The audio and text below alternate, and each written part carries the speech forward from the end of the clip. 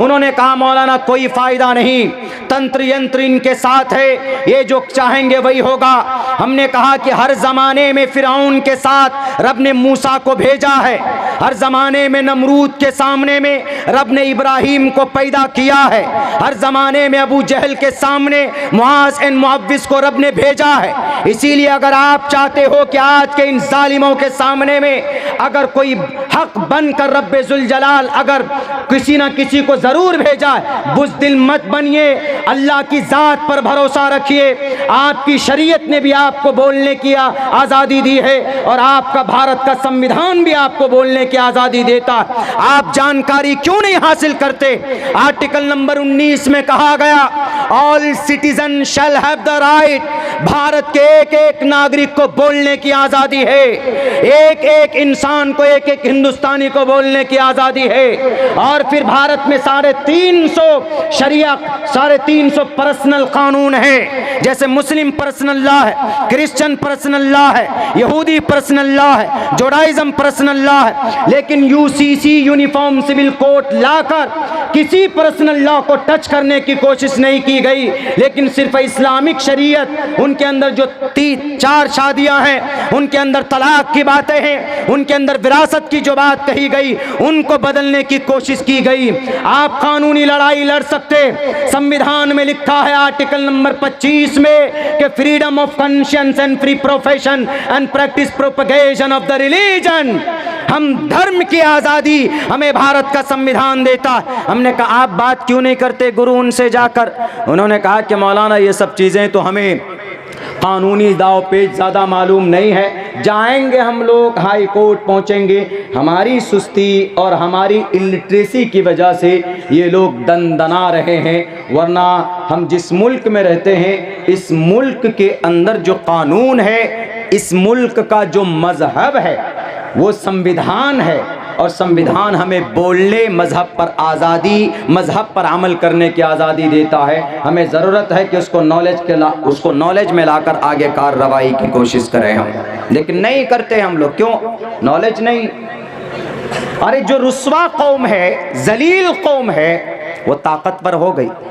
2000 साल तक जब यहूदी गुलामी कर रहे थे तो उनका एक बहुत बड़ा गुरु, उनका एक प्राइम मिनिस्टर वो आकर कहता है कि कब तक लुटे और पिटते रहोगे, कुछ करो। दुनिया के अंदर ऐसे कब तक कीड़े मकोड़ों की ज़िंदगी गुजारोगे? तो यहूदियों का वो सरदार सबसे कहता है, तो सारे यहूदी एक जगह बैठते हैं कि सर क्या करें, किसको रोल मॉडल बनाएं, हमारे पास कोई रास्ता नहीं है। उन्होंने कहा कि रास्ता है। कहा कैसे? कहा रास्ता है, तुम पढ़ो, मैं तुम्हें ग्रंथ ला करके देता हूँ। वो प्राइम मिनिस्टर, उनका मुखिया एक ग्रंथ ला कर देता है, एक शास्त्र ला कर देता है, एक फाइनल संविधान ला कर देता है। वो कौन सा है संविधान? वो कौन सी किताब पता है? यहूदियों के पास जब वो किताब खोली गई तो वो किताब कुरान करीम। अब पता है क्या कहा उन्होंने? उन्होंने कहा कि अरे जिस नबी ने 23 साल में सारी बुराइयां मौजूद थी, 23 साल में ऐसा माहौल बना दिया उन्होंने कि 1 लाख तकरीबन 25,000 यानी 1.25 लाख ऐसे सहाबा किराम को उन्होंने तैयार किया कि हर आन अपनी जान कुर्बान करने के लिए तैयार रहा करते थे। तो आखिर कौन सा मूल मंत्र है वो मोहम्मद का? हम क्यों नहीं कर सकते उस पर अमल? उन्होंने कहा कि ढूंढो, तहकीक करो। जब तहकीक की गई तो यहूदी ने पेश किया, उन्होंने कहा कि from the sky to the earth, ज़मीन पर सबसे पहला जो पैगाम रब का है वो यह है इक़रा बिस्मि रब्बिकल्लज़ी खलक़। तो ये यहूदी जो थे तो उन्होंने फ़ौरन रिज़ल्ट निकाल लिया कि इक़रा what is mean what is the meaning of इक़रा। इक़रा का मतलब क्या है? कहा कि इक़रा का मतलब आता है पढ़ना। फ़ौरन उन्होंने माइंड में बिठाया कि पढ़ने से, तालीम से तकदीर बदली जा सकती है। जब नबी को इस्लाह करने, जब अल्लाह को इस्लाह करना था, उस बुराई से लोगों को निकालना था, तो नमाज के बारे में ऑर्डर नहीं किया, अकीदे के बारे में भी ऑर्डर नहीं किया, ज़कात रोज़े के बारे में ऑर्डर नहीं किया। सबसे पहले का पढ़ो इक़रा। तो इन यहूदियों ने सिर्फ इकरा पर अमल किया, आगे छोड़ दिया बिस्मि रब्बिकल्लज़ी खलक़ खलक़ल इंसान, इसको आगे नहीं लिया उन्होंने कहा बस हमको पढ़ना है। तो यही वजह है कि यहूदियों ने इतनी तालीम हासिल की, आज दुनिया के अंदर सबसे ज़्यादा पढ़ा लिखा इंसान दुनियावी सतह पर एक यहूदी होता है। एक यहूदी शादी नहीं करते वो चलेगा, लेकिन अगर वो ग्रेजुएट ना हो, अगर वो MBBS, MD, PhD, MTech, BTech, अगर ये डिग्री ना हो, बेकार।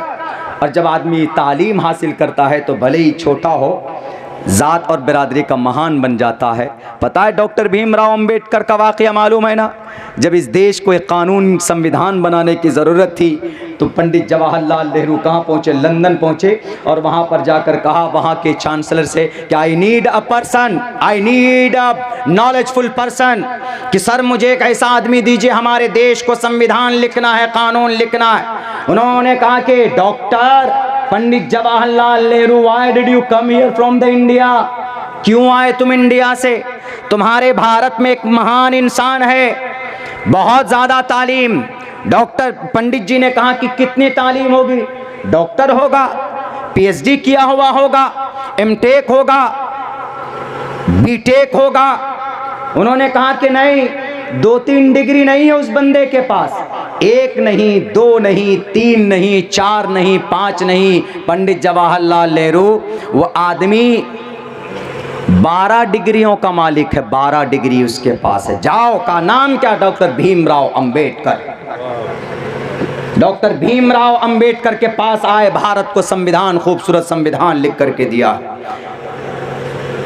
ब्रह्मनिज्म के अकीदे के एतबार से जाइए तो वो नापाक है, शूद्र है। शूद्रो ब्रह्मणतामिति ब्रह्मणश्चैति शूद्रताम क्षेत्र ययाति वित्रत्वं विघातवीच्यम तथे चच एकैवात्रपति परजानाम कथम पुनर्जत कीर्त पर भेद। एक लंबा मंत्र है जिसके अंदर कहा गया है कि पैदाइशी एतबार से कोई नापाक नहीं होता है, बल्कि उनका काम, उनका कार्य पाक या नापाक होता है। इसको एक्सप्लेन करेंगे तो बड़ा लंबा जाएगा, लेकिन यह कहना था कि ब्रह्मनिज्म के एतबार से, मौजूदा वक्त के मिस्टर प्राइम मिनिस्टर के अकीदे के एतबार से वो अछूत है, नापाक है। लेकिन उनको महान किसने बनाया? महान उसको नॉलेज ने बनाया, तालीम ने उनको महान बनाया। तो इसीलिए यहूदियों ने कहा कि उठाओ कुरान, जिंदगी के अंदर तब्दीली करनी है तो कुरान को देखो। वो कुरान उठाते गए, पढ़ते गए, इक़रा पढ़ते गए, मेहनत की तालीम के ऊपर। आज पिछले 75 साल के अंदर अगर दुनिया पर किसी कौम की हुकूमत है तो जुडाइज़म की, यहूदियों की हुकूमत है। हम और आप उनके ग़ुलाम हैं। आपके पास मोबाइल है, आईफोन है, मोटोरोला है, नोकिया है, सैमसंग है, मेड इन यहूदी। लाइफ बॉय इस्तेमाल करते, साबुन डिटॉल इस्तेमाल करते, लक्स इस्तेमाल करते, मेड इन यहूदी। सर्फ एक्सल सरफ यूज़ करते, एरियल यूज़ करते, टाइड यूज़ करते, मेड इन यहूदी। हर घर के अंदर टूथपेस्ट में कॉलगेट इस्तेमाल करते, ओरल बी ब्रश इस्तेमाल करते, मेड इन यहूदी। कलर में गार्नियर कलर इस्तेमाल करते, लॉरेल कलर इस्तेमाल करते, मेड इन यहूदी। लिप बाम इस्तेमाल करती हैं समाज की माएँ बहनें, फेयर लवली इस्तेमाल करती हैं, मेड इन यहूदी। हेड एंड शोल्डर शैम्पू में आला quality, Dove shampoo, head and shoulder, Pantene, made in यहूदी। स्प्राइट पीते, थम्स अप पीते, कोका कोला पीते, 7 अप पीते, मिरिंडा पीते, मेड इन यहूदी। अब बताइए क्या कहेंगे आप जनाब? 780 प्रोडक्ट बनाया यहूदियों ने, 320 प्रोडक्ट भारत के अंदर उनका भेजा जाता है। पिज्जा, बर्गर, मेड इन यहूदी। बताइए 2000 साल तक गुलामी करने वाली कौम आज दुनिया के अंदर बादशाह बनकर बैठी। दुनियावी सतह पर वो कामयाब हो गए, दुनियावी तालीम को अपनाकर। आपके पास तो जिस कुरान से उन्होंने प्रेरणा लिया है वो कुरान तो आपका धार्मिक, आपकी मजहबी किताब है, आप उस पर अकीदा रखते हैं। हम मुसलमान क्यों कुरान से दूर हो गए? क्या वजह है? सिर्फ 1.5 करोड़ यहूदी है पूरी दुनिया के अंदर। कितने? 1.5 करोड़। और मुसलमान कितने पूरी दुनिया में? 1.5 अरब मुसलमान है पूरी दुनिया के अंदर। 1.5 अरब, ज़्यादा ही होंगे, कम से कम मिनिमम मैक्सिमम 2 अरब, 1 अरब 98 करोड़ हो सकते हैं पूरी दुनिया में। सबसे ज़्यादा दौलत कहाँ? सबसे ज़्यादा दौलत जजीरतुल अरब में, सबसे ज़्यादा दौलत के अंबार यूएई अरब अमीरात में।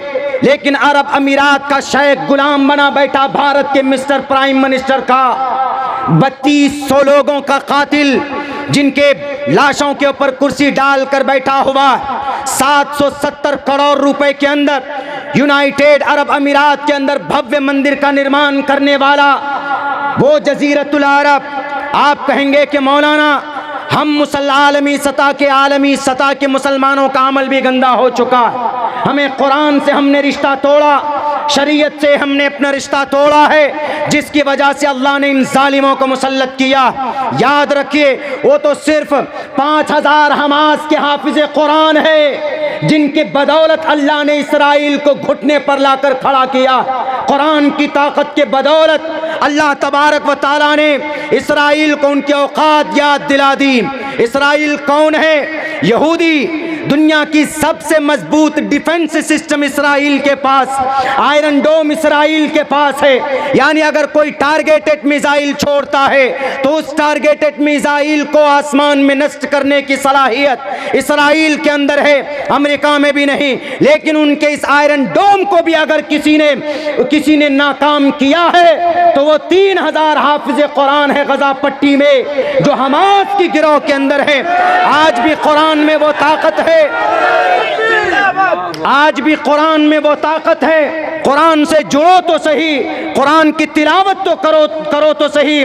मेरे नौजवानों, आपकी जिंदगी APL BPL देखने के अंदर नहीं है, आपकी जिंदगी सलमान खान के कमर के लचक में नहीं है, आपकी जिंदगी आमिर खान की खूबसूरती में नहीं। आपका रोल मॉडल हजरत अली, आपका रोल मॉडल अबू बकर सिद्दीक है, आपका रोल मॉडल इमाम मालिक है, आपका रोल मॉडल उस्मान ज़ुन्नूरैन है। ये बुढ़ापे की उम्र में नहीं आए थे। हजरत अली को देखो तो 12 साल की उम्र में इस्लाम का झंडा थाम लिया था। हजरत उस्मान को देखो 20 साल की उम्र में नबी के पास आ गए थे। हजरत अबू बकर सिद्दीक को देखो 35 साल की भरी जवानी में नबी के पास आ गए थे।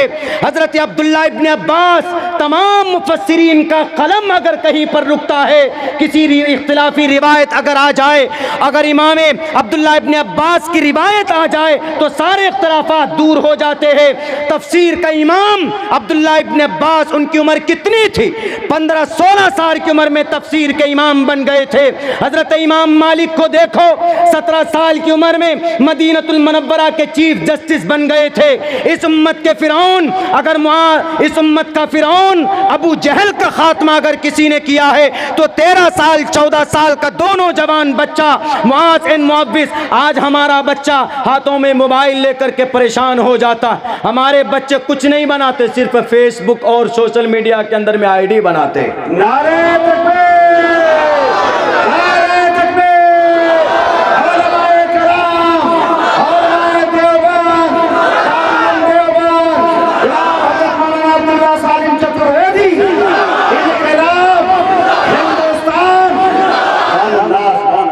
मेरे भाइयों, मेरे साथियों,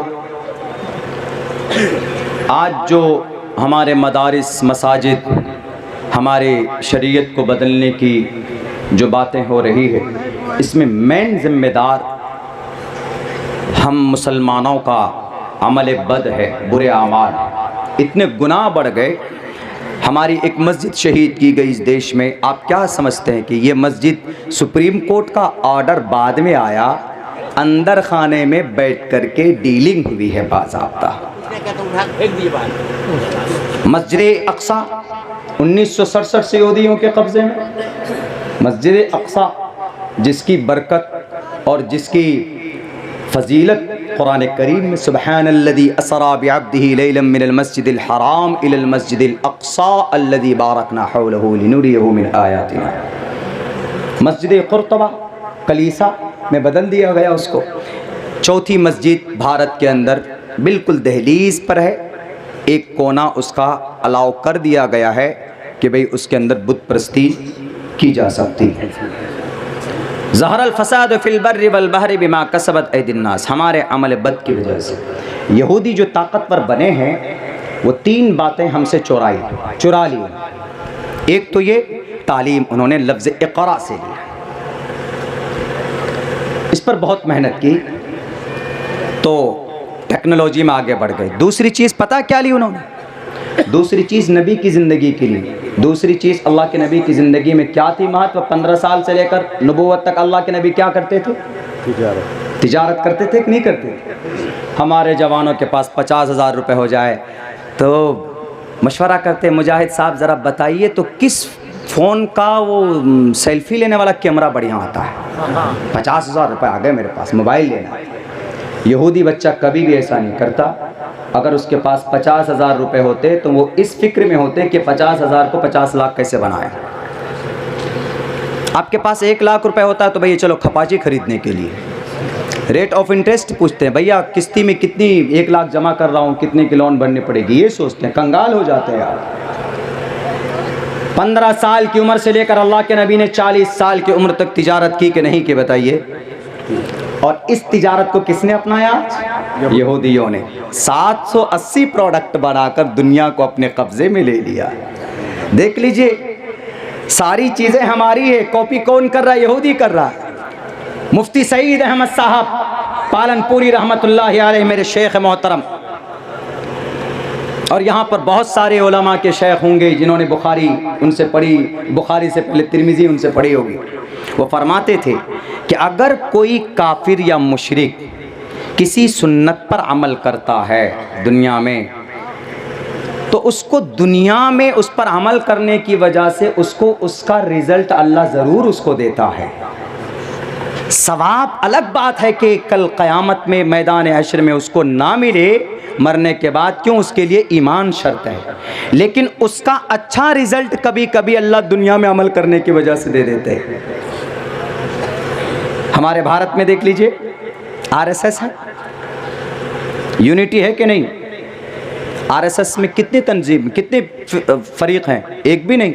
हमारे भारत के अंदर देख लीजिए, हर जगह पर तंजीमें बनी हुई अलग अलग। एक तंजीम अगर आपके गांव में कोई बन गई तो 1 साल के बाद 2 हो जाएंगी, 2 साल के बाद 3 हो जाएंगे, सरपटव्वल शुरू हो जाता है।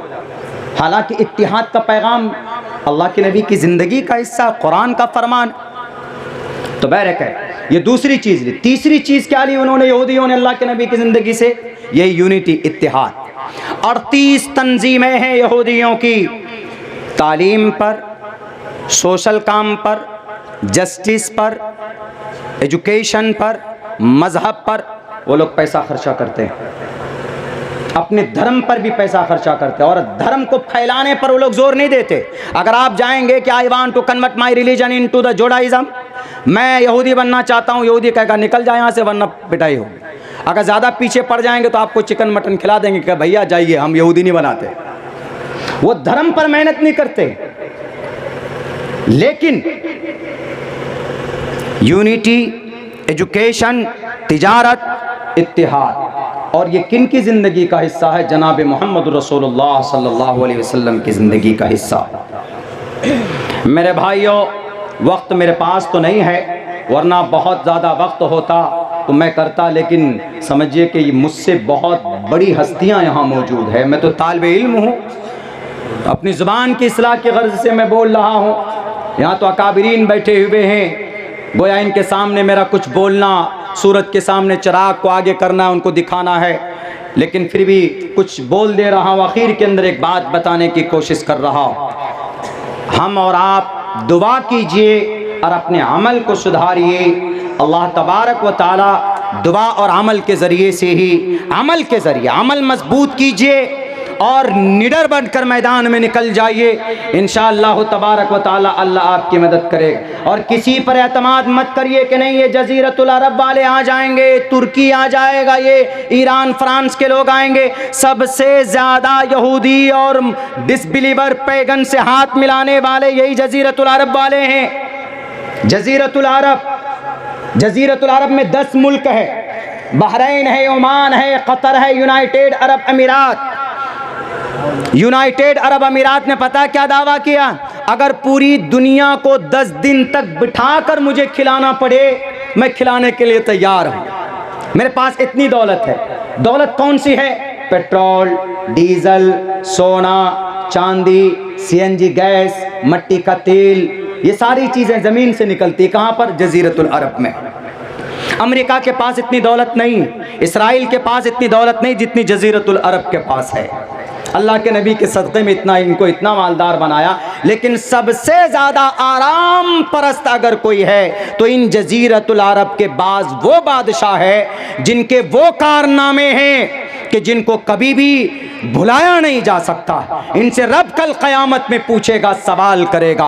आपको यकीन नहीं होगा बिना प्रूफ के, मेरी बात आदत नहीं है कुछ बात कहने की।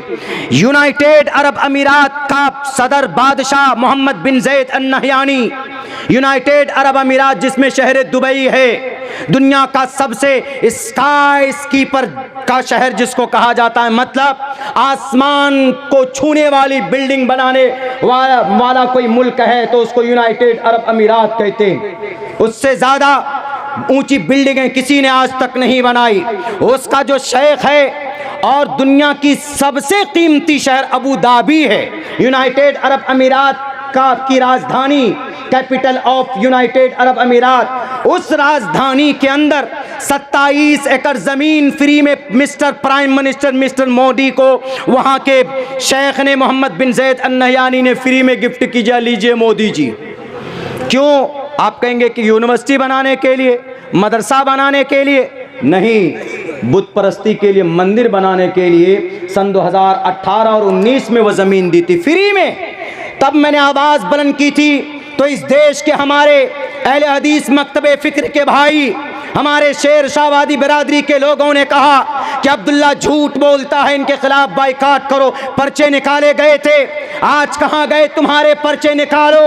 अगर अब्दुल्ला झूठ बोलता है तो जुबान काट दो और जाओ। 1.5 महीना पहले 770 करोड़ रुपए लगाकर उस जजीरतुल अबू धाबी के अंदर में बाज़ाब्ता मंदिर का निर्माण किया गया, उसका उद्घाटन और उसकी शुरुआत की गई। वहाँ पर पूजा और प्रार्थना और बुत परस्ती की शुरुआत हुई। मोहम्मद बिन ज़ैद अल नहयानी भूल गए तो जजीरतुल अरब कौन सी जगह है जहां नबी पाक अलैहिस्सलातु वस्सलाम की कुर्बानियों की चीखें वहां पर मौजूद है, सहाबाए कराम का खून बहा है, हजरत बिलाल हबशी की चीख मौजूद है, हजरत खब्बाब बिन अरद के वो पीठ के गोश्त से टपक टपक कर जो चर्बी टपक टपक कर जो अंगारे बुझ गए, आप वो भूल गए। अल्लाह के नबी के रास्ते में कांटे बिछाए गए, सहाबाए कराम के मुकद्दस कदम पड़े हैं वहां पर।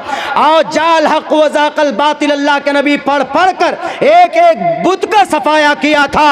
लेकिन आज फिर आप उसी कदम पर हो, उसी बुत परस्ती को फरावानी दे रहे हो। अल्लाह कभी आपको माफ नहीं करेगा।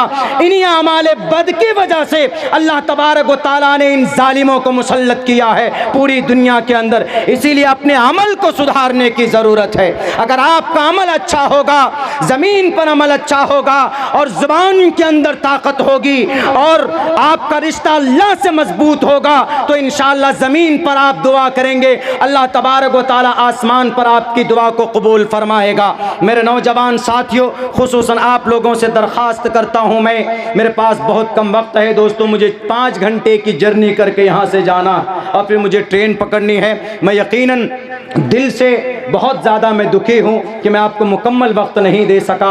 हालांकि 3 महीना पहले हमसे वक्त, बल्कि 2.5-3 महीना पहले ही वक्त लिया गया था, वरना दिल साहब बैठे हैं, इनको दुनिया जानती है। हम लोग किसी मामले में अटक जाते हैं रास्ते वास्ते में तो दिल साहब से पूछे, मास्टर माइंड है ये, अल्लाह ने बड़ी शोहरत से इनको नवाजा है। मुजाहिद हसनैन हबीबी साहब मेरे बड़े भाई, मेरी सरपरस्त समझिए कि ये लोग हैं। ये लोग जानते हैं मेरी आदत नहीं है कभी भी कि भाई मुझे पहले दे दीजिए मैं भाग जाऊंगा। मेरी आदत ये है कि अगर आप 10 लोग भी बैठे हैं, मुझे 4 बजे बिठा दीजिए तो मैं तब भी बात करता हूँ। मेरी यह आदत रहती है, लेकिन मजबूरी है, इलेक्शन सर पर है, मैं एक सियासी जमात से जुड़ा हुआ हूँ तो उसके प्रोटोकॉल को फॉलो करना पड़ता है। मैं 6 बजे भागा हूँ दूसरी तरफ छुपा करके अपने आप को कि मैं जाता हूँ, ज़रा एक जगह वादा किया उस मजलिस में मुझे शामिल होना, मैंने वादा कर लिया था इसलिए मैं पहुँचा हूँ। नौजवानों, आप लोगों से एक ही गुजारिश है कि सोशल मीडिया की ज़िंदगी छोड़ो। जैसे हमास के नौजवान हाफिज़ कुरान बनकर उनके हाथों में सोशल मीडिया चलाने के लिए मोबाइल के टुकड़े नहीं हैं, उनके हाथों में कुरान है, उनके हाथों में इशा की नमाज के बाद हम लोग फिल्में देखते, वो लोग इशा की नमाज के बाद तहज्जुद पढ़ते। यही वजह है, हम लोग तो सुनते थे कि सहाबाए किराम की ईमानी ताकत की वजह से अल्लाह आसमान से ज़मीन पर मदद को उतारता था। अगर आज आपको सहाबाए किराम का नमूना देखना है तो हमास के 5000 नौजवानों को जाकर देख लो, जवान है, वो जवानी भरी पड़ी है उनके अंदर में, लेकिन फिर भी देखिए रब के लिए कुर्बान हो गए, अल्लाह के लिए, तो अल्लाह तबारक व तआला उनकी मदद कर रहा है। आप अगर चाहते हैं अल्लाह आपके अंदर क़ुव्वत पैदा करे तो आपको तक़वा और अमल को सुधारना होगा। अल्लाह से दुआ करता हूँ कि अल्लाह तबारक व तआला कहने सुनने से ज़्यादा हम तमाम मुसलमानों को उस पर अमल की तौफीक दे। बहुत बहुत शुक्रिया, जज़ाकल्लाह। अभी प्रोग्राम चलेगा, दिल साहब को भी सुनिए और मुअज़्ज़ज़ अकाबरीन मौजूद है, उनको सुनने की कोशिश कीजिए। इंशाअल्लाह अल्लाह तबारक व तआला हम सब के लिए इस महफ़िल को, इस बैठक को निजात का ज़रिया